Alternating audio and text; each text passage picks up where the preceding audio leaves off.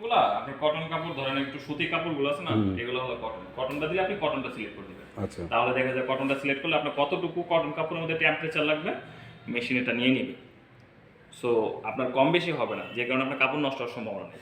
পাশাপাশি আপনি মিক্স যখন দিবেন, মিক্সের কাপড়গুলো হলো যেমন সব কাপড় একসাথে, কটন বলেন ও অন্যান্য কাপড় যদি থাকে, ওই কাপড় সব কাপড় যখন একসাথে দেখবেন দিবেন তখন এটা আপনি মিক্সে দিবেন। মিক্সে দিলে মিক্স অনুযায়ী আপনার টেম্পারেচার নেবে, গরম পানি কতটুকু লাগবে ওই কাপড়ের মধ্যে ওইটা নিবে।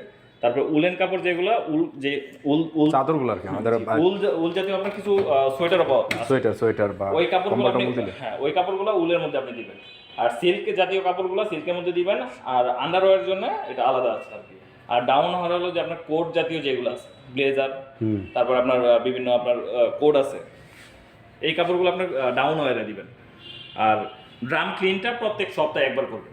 প্রত্যেক সপ্তাহে একবার ড্রাম ক্লিনটা করবেন, তাহলে এটা আপনার ভিতরে যত ময়লা টয়লা আছে এগুলো পরিষ্কার হয়ে যাবে।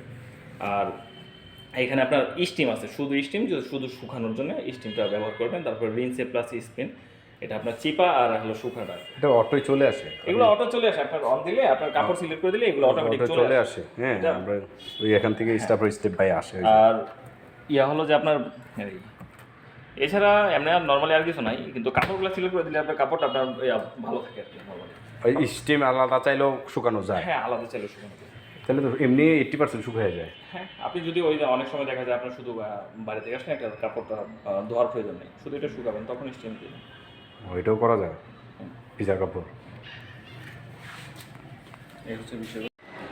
একটা সাইড খুলে দেখেন জিনিসটা আসেনি, এটা ফুলি তিনটা খুলেন না। ঠিক আছে।